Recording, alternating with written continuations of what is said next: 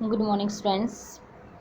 आज हम लोग स्टार्ट कर रहे हैं ई कॉमर्स है जो हमारा सेकंड सेमेस्टर का है। हमारा इसमें फर्स्ट टॉपिक है इंटरनेट। ठीक है, नेटवर्किंग आप लोग पढ़ चुके हो। इंटरनेट और नेटवर्किंग में बच्चों ज़्यादा फ़र्क नहीं है। ठीक है, नेटवर्किंग में तो क्या होता है, हम लोग एक रूम में एक बिल्डिंग में एक लिमिटेड एरिया के नेटवर्क होता है।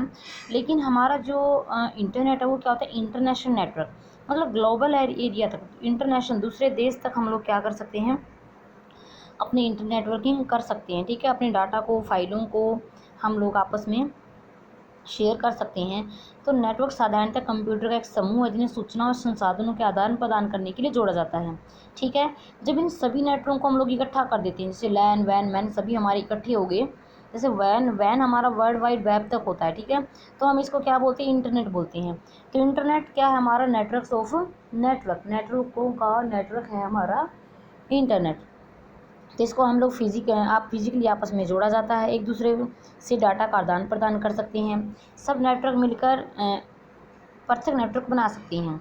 तो हमारी इसकी डेफिनेशन क्या है, इंटरनेट कंप्यूटर नेटवर्क का विश्वव्यापी नेटवर्क है, अर्थात भागीदार को अर्थात उपभोक्ताओं को इसमें से कुछ कंप्यूटर सूचनाओं को बांटने का अधिकार है। ठीक है, तो इसके आगे हमारा टॉपिक है कि कहाँ कहाँ पर हमारा ये यूज़ किया जाता है, जो हमारा इंटरनेट है। ठीक है, तो इंटरनेट की हमारे इतिहास तो आप लोग पढ़ लोगे, जो 1969 में ये दे रखा हमारी हिस्ट्री है। 1969 में संयुक्त राज्य अमेरिका ने क्या किया था, एर्पानेट को यूज़ किया था, एर्पा को, एडवांस रिसर्च प्रोजेक्ट एजेंसी।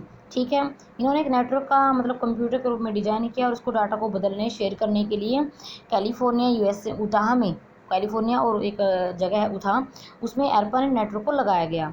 मतलब बाद में इसको हार्डवेयर सॉफ्टवेयर को शेयर करने के लिए, डाटा को शेयर करने के लिए यूनिवर्सिटी को मतलब ज्वाइंट रूप से अपनाने को उसको क्या दे दी गई, अनुमति दे दी गई। तो 80s के मध्यांतर में, 1980 के मध्यांतर में federal agency national science foundation ने उच्च क्षमता नेटवर्क को बनाए से एफनेट कहते हैं, एयरपेनेट की तुलना में ज़्यादा सक्षम था। ठीक है, तो एफनेट को एकेडमिक मतलब पढ़ने शिक्षा के लिए यूज़ किया गया था। ठीक है, और जो एरपानेट है वो उसको मिलिट्री के लिए यूज़ किया गया था। तो 1990 में इंटरनेट में एरपानेट एनएसएफ और एक अन्य नेटवर्क की परिणामस्वरूप हो पाया। एरपानेट तो 1990 में बंद हो गया था। 1995 में सरकार ने एनएसएफ नेट को भी बंद कर दिया था। ठीक है, निरंतर कर दी इसकी सेवाएं।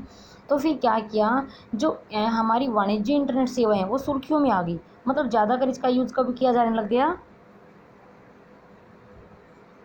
बिजनेस के लिए किया जाने लग गया। तो क्या हो गया, परिणाम स्वरूप जो हमारा इंटरनेट है वो संसार का सबसे फास्ट नेटवर्क बन गया और इसका नाम क्या रख दिया गया, इंटरनेट रख दिया गया।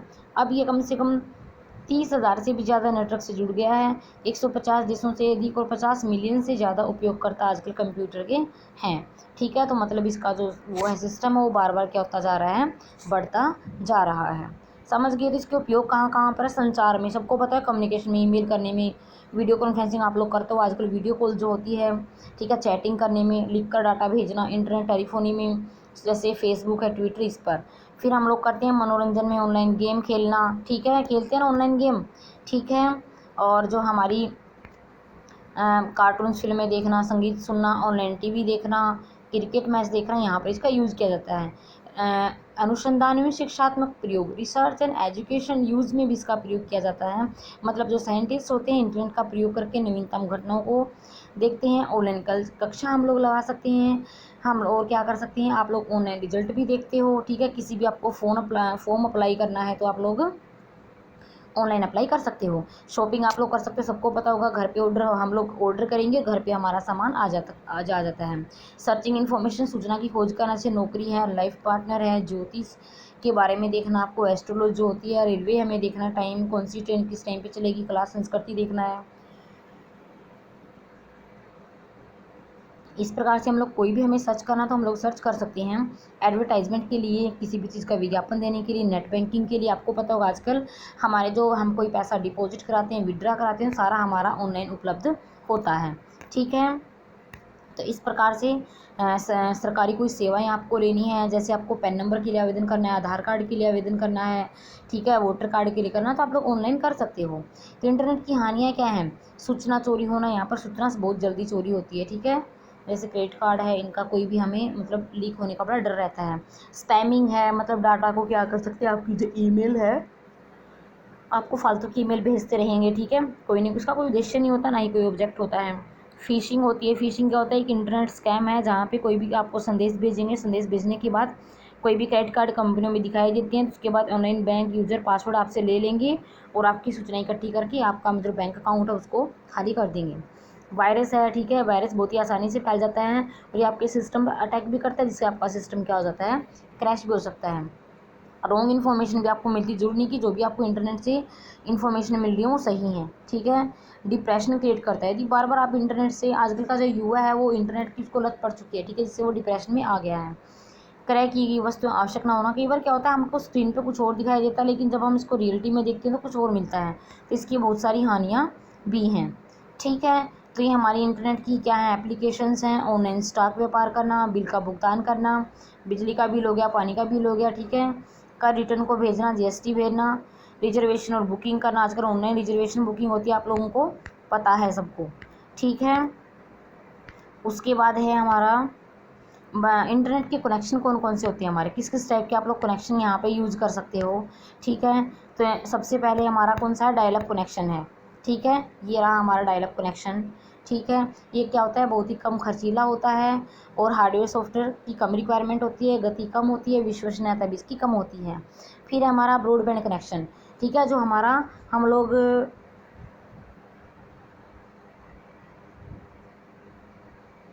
जो हमारे बीएसएनएल के लगते थे ना पहले, ये मोबाइल हम लोग ये टेलीफोन लगाते थे, तो इसमें हमें एक साथ में हमें एक वायर लगती थी, इस वायर के द्वारा हम लोग इंटरनेट चला सकती थी।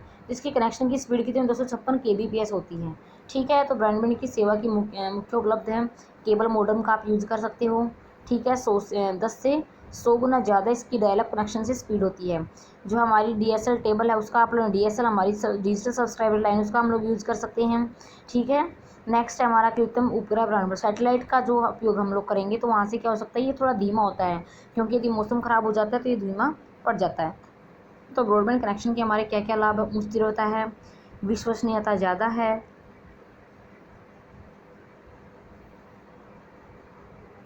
हमेशा उपलब्ध रहता है, कम समय की आवश्यकता पड़ती है जोड़ने के लिए। हानियाँ हमारी क्या होती है, उच्च कीमत है, सभी क्षेत्रों में उपलब्धता नहीं होती, यदि पहाड़ी एरिया है, मौसम ख़राब है तो वहाँ पे ब्रॉडबैंड हमारा काम नहीं करता, समझ गए। नेक्स्ट है हमारा वाईफाई, ठीक है, वायरलेस कनेक्शन, आगे पीछे भेज रखे हैं भैया आपने ये पेजेस। वायरलेस कनेक्शन में क्या होता है, हमें किसी भी वायर, हमें वहाँ पे किसी भी वायर की ज़रूरत नहीं पड़ती। वाईफाई की रेंज क्या होती है, 100 से 300 फीट तक हमारी होती है। वाईफाई का मतलब क्या होता है, वायरलेस फैसिलिटी, ठीक है, वायरलेस फैसिलिटी के द्वारा हम लोग क्या कर सकते हैं, एक ब्रॉडबैंड कनेक्शन हमें चाहिए, एक वाईफाई राउटर हमें चाहिए, एक वाईफाई कार्ड जिसके अंदर हमारा कंप्यूटर के अंदर लगा होता है। तो वाईफाई में एक हॉटस्पॉट भी लगा होता है, ठीक है, जो वाईफाई को एक्सेस प्रोवाइड करता है। तो इसके हमारे पास एडवांटेजेस क्या होते हैं, इसको लगाना बहुत ही चीप कॉस्ट पे होते, ज़्यादा महंगा नहीं होता ये, एक निश्चित इसकी कोई भी फिक्स जगह नहीं होती कि आपको इसी जगह पे लगाना, ठीक है। बस आपका जो वाईफाई की जो रेंज होती है वो आपकी मतलब 100 से 300 फीट तक होती है, वो आपकी होनी चाहिए, ठीक है। तार केबल की आवश्यकता नहीं होती, सबको पता है। वायरलेस, इसकी फुल फॉर्म का पता है इसको, वायरलेस फैसिलिटी, इसके अंदर वायर का यूज़ नहीं होता, ठीक है। जहाँ पे जैसे मोटी दीवारें होती हैं या फिर कोई मौसम की प्रॉब्लम होती है वहाँ पर ये बेस्ट है। तो इसकी हानियाँ क्या क्या होती हैं, सुरक्षा मतलब सिक्योरिटी नहीं होती और ज़्यादा सेंसिटिव होता है, ठीक है।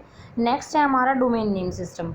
डोमेन नेम सिस्टम मतलब डीएनएस, जहाँ पर हमें ये पता लगता है कि जब हम इंटरनेट पे कोई काम कर रहे होते थे किस कंपनी का इंटरनेट है, जैसे .com है, मतलब वाणिज्य के लिए हम लोग यूज़ कर रहे हैं, ठीक है। सर्वर की पहचान हम लोग कर सकते हैं, दो ऑर्गेनाइजेशन है तो किसी गैर सरकारी संस्था के लिए काम कर रहे हैं, जीओवी है तो सरकारी संस्था के लिए काम कर रहे हैं, सीओ है तो कंपनी के लिए कर रहे हैं, नेट है तो नेटवर्क के लिए कर रहे हैं, ईडी है तो एजुकेशन, जैसे हमारी CRSU.in, इन मतलब इंडिया की साइट है वो, ठीक है, ऐसा होता है। जैसे इन है तो इंडिया हो गया, AU है तो ऑस्ट्रेलिया की साइट होगी, यूके है तो इंग्लैंड की होगी, NZ है तो न्यूजीलैंड की, PK है तो पाकिस्तान की होगी।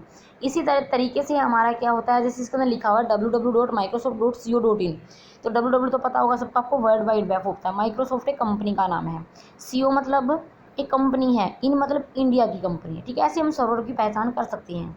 इसी प्रकार से हमारा IP एड्रेस है, IP एड्रेस में तो क्या होता है, हम लोग उसके अल्फ़ाबेटिक से पहचान करते हैं, लेकिन जो आईपी एड्रेसेस में हमें संख्यात्मक अंक हमें मिलेंगे उससे हम लोग पहचान करेंगे। ठीक है, जैसे हमारा आईपी एड्रेस में क्या होता है 202.542323 ये हमारा आईपी एड्रेस है। इसके 4 हिस्से होते हैं, हर हिस्से को ऑक्टेट बोलते हैं। ठीक है, 32 बिट का इसका नंबर होता है। लेकिन क्या फ़ायदा है, जो डोमेन नेम है वो याद रखना आसान होता है, आईपी एड्रेस को याद रखना आसान नहीं होता।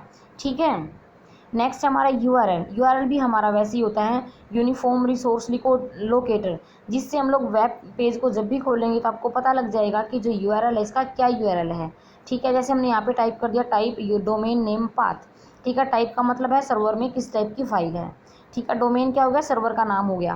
पाथ क्या होगा कि किस सर्वर को किस सर्वर फाइल के स्थान को बताता है कि फाइल की लोकेशन हमारी क्या है। इस टाइप से ये टॉपिक आपका यहाँ तक ख़त्म हो गया बच्चों, इसको कर लेना। किसी को कोई प्रॉब्लम है तो आप लोग पर्सनली मुझे मैसेज कर सकते हो। ठीक है।